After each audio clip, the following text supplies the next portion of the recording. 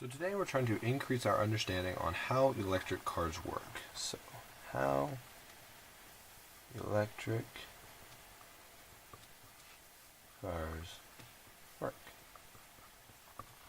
Right.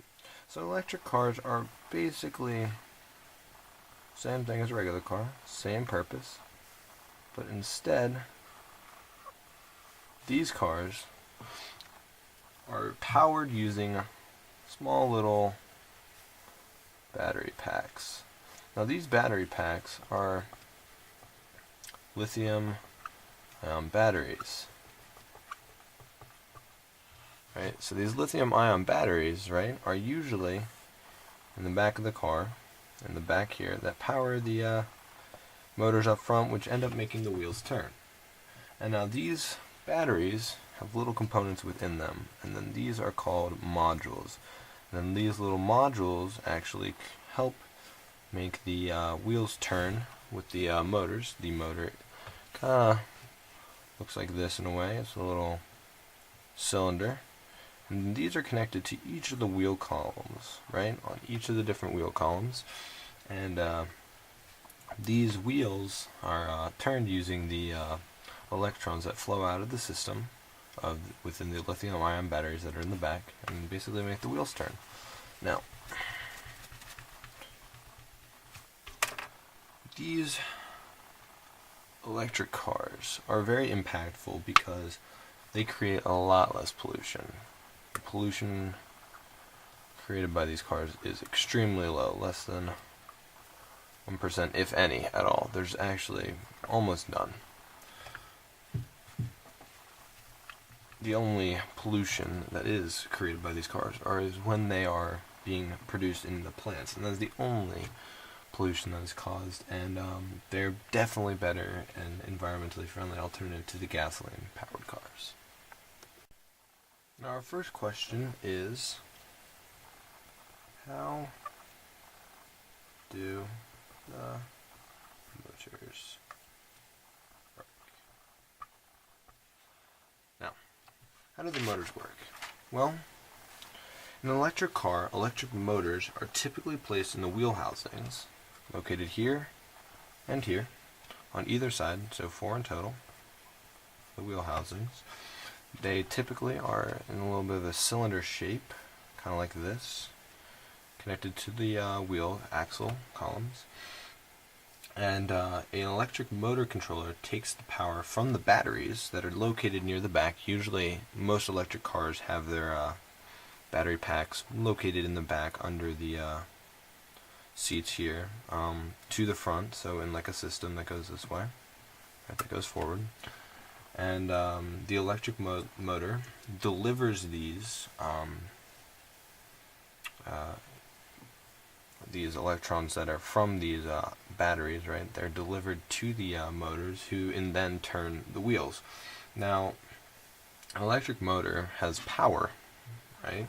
And uses that power and turns it into torque. And torque, as we all know, torque is the measurement of, is a rotational measurement of force, shown in P is equal to TW.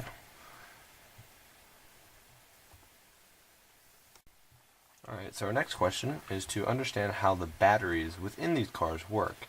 Now, as I said before, the batteries within these cars are typically lithium ion batteries. Right, lithium ion batteries. And to power the small electric motors that are located on each of the wheel housings, batteries are needed to store this energy that are then transferred to these motors. Now the batteries powers these electric motors that actually turns the driven wheels of the car. So instead of having gasoline with an engine that then in turns powers these wheel axles, it's a little different in the fact that there are battery packs that have these lithium ion batteries that flow in a circuit. So the electrons that are powered within the modules inside the lithium ion batteries are then in turn taken out or flowing through the system, which will then deliver to these electric motors. and no transmission is required within these cars. And it takes the potential energy that is stored within each of these batteries to electric energy. And that is because it is able to take the power and turn it into torque, which is then creating the electric energy. And the battery is an electric cell or cells that undergoes a chemical reaction, allowing electrons to flow freely throughout the system. So that is the typical definition of a battery. So it is basically just a bigger battery, typically just like any other battery that you have, and it just takes the electrons, flows out the system to these electric motors that will then in turn turn the wheels. Just like gasoline cars, electric cars need to be recharged or refueled, just like the gasoline cars. But instead of having to deal with gas stations, you have to have a plug. Well, usually it's in the same place as electric car or gasoline cars, and that's in the back. These batteries have a charging station, so all the batteries within the car are rechargeable. And this basically means that the flow of electrons that were flowing out of the system before, right, that were flowing out of the system to help the electric motors, can be reversed and flown back, essentially to reload the battery. So basically, they're being flowed back into the battery, which essentially allows it to create this system of flow again. Now, each electric battery there are the different battery packs, as I said before, within the battery compartment in the back of the car. And this typically takes around 4 to 8 hours to charge up. So that's just how long it would take usually. And sometimes it can take less, and sometimes it can take more. It really depends on the car. But it just takes as much time as it can to reverse the flow of electrons back into the lithium-ion batteries to let the system start again to allow for the rotation of the electrical motors. So the final component for this section is how much force and power can be produced. Well, typically an electric car uses between 0.17 and 0.37 kilowatts of energy per mile. So that basically it's the same kind of concept with like gallon or MPG, or like how much gas it takes to go 1 mile. So that is typically, so it's between 1.7 to 3.7 kilowatts of energy per hour per mile. So there are a lot of positives and negatives when comparing electric vehicles to diesel-powered and gasoline-powered cars and trucks. So the first positive for electric cars is that electric cars convert 60% of the electrical energy from the batteries to power these wheels, when the gasoline conventional vehicles it's only about 20% of the same goes to those wheels. So that is a lot lower. So that's a positive when showing for the electric powered vehicles. So that is when seeing the gas. So that would be 20% from the gas.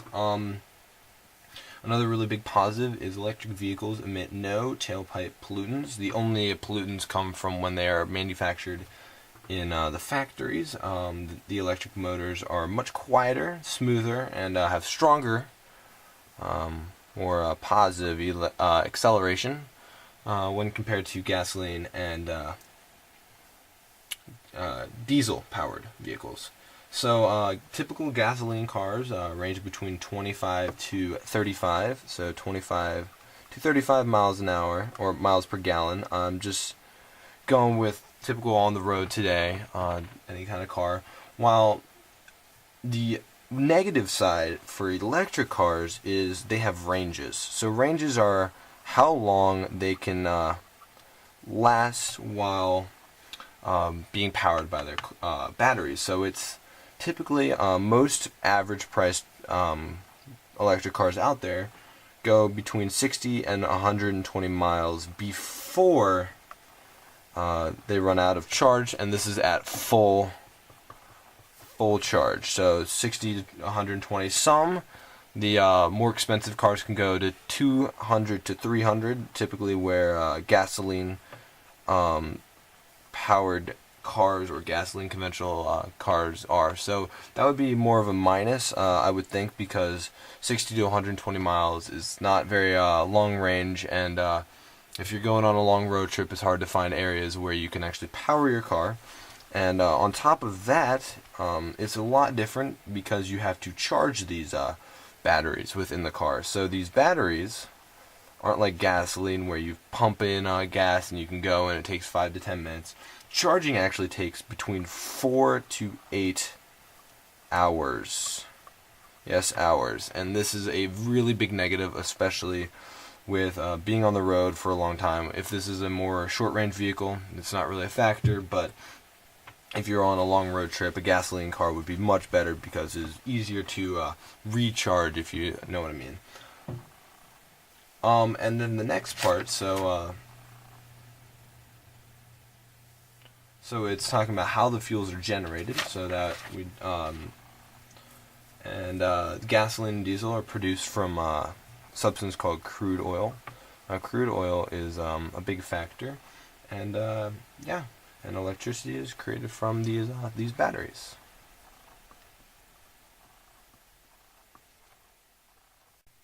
So the final three parts are the safety, cost, and reliability of the electric car. Now, starting with the cost here, typically most of these cars range between $25,000 $45,000 for electric cars. Now that is typical. The cheaper ones typically stay between 25,000. I mean, some even go upwards of 80, but that's typical what it is. And when comparing that to actual gasoline cars can range much a little cheaper. So electric vehicles definitely are considered more expensive than the regular gasoline or diesel cars, as they can be as little as 12,000, and they can go affordable to 25,000 as an average. Going on to the safety factors of these cars, safety and reliability. It's a plus that a lot of the moving parts in an electric vehicle are much more durable and sustainable than the moving parts in a gasoline or diesel powered car. They don't break down as much. You don't have to pay for parts as much, especially with the wear and tear of the different parts of the engine, transmission, alternator, all that kind of sort of stuff. But the only downside is when the battery does die. So batteries do go kaput sometimes. It is really hard to find a mechanic that can repair or replace this thing, because those things can range upwards of 1,000 to 12,000 to 1,200 tons, and they are not easy for amateur mechanics to be able to process and replace. And for loads, typically gasoline and diesel powered cars or trucks typically tend to carry more heavier loads than the electric cars. Electric cars usually stay on the recreation and commercial side. So instead of having to deal with large loads like the diesel and the gasoline, electric cars typically stay and